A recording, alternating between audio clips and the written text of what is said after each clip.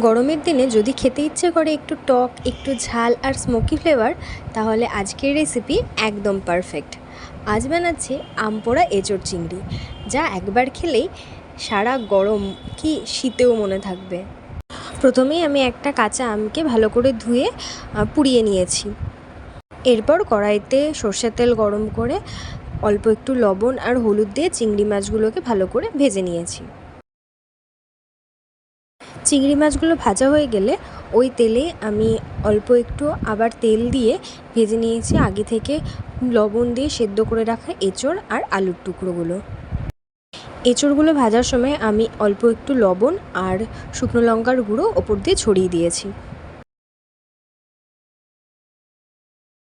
Medium লো আছে ভালো করে 2 থেকে 3 সময় ধরে আমি এঁচোড় আর আলুগুলোকে ভেজে নিয়েছি। এঁচোড়গুলো ভাজা হয়ে গেলে তুলে নিচ্ছে অন্য একটি পাত্রে। এবার এর মধ্যে আমি ম্যারিনেট করব আগে থেকে বেটে রাখা পেঁয়াজ, রসুন, শুকনো লঙ্কা আর টমেটো, আর দিচ্ছি আগে থেকে পুড়িয়ে রাখা আমের কাঠটা, আর দিচ্ছি বড় চামচের 1 চামচ আদা বাটা, ছোটো চামচের 1 চামচ ধনে গুঁড়ো, 1 চামচ জিরে গুঁড়ো। সব কিছু একসাথে ভালো করে ম্যারিনেট করে চাইলে আপনারা 5 থেকে 10 মিনিট ম্যারিনেট করে রাখতেও পারেন কিংবা নাও রাখতে পারেন। এরপর কড়াইতে আবারও তেল দিয়ে তার মধ্যে দিয়ে দিয়েছি অল্প একটু সাদা জিরে আর 3টে মতন চেরা কাঁচা লঙ্কা। এবার দিয়ে দিচ্ছি এই ম্যারিনেট করে রাখা এঁচোড় আর আলুর পিসগুলো। মিডিয়াম লো আছে ভালো করে 5 থেকে 10 মিনিট ধরে মশলাটা কষিয়ে নিতে হবে, যাতে মশলা থেকে কাঁচা গন্ধ দূর হয়ে যায়। অন্যদিকে আমি একটা পাত্রে জলের মধ্যে দিয়ে দিয়েছি গোটা গরম মশলা আর তেজপাতা। এটি ভালো করে আমি জলে ফুটতে দেব।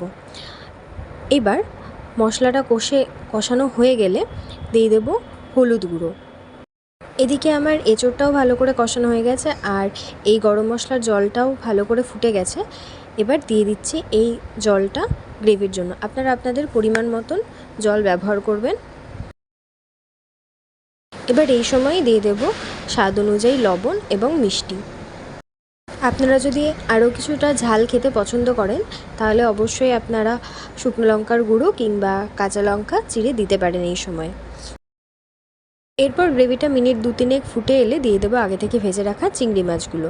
তারপর আবারও মিনিট 5 থেকে 6 ভালো করে গ্রেভিটা ফুটতে দেবো, যাতে এঁচোড়গুলো একদম সফট হয়ে যায়।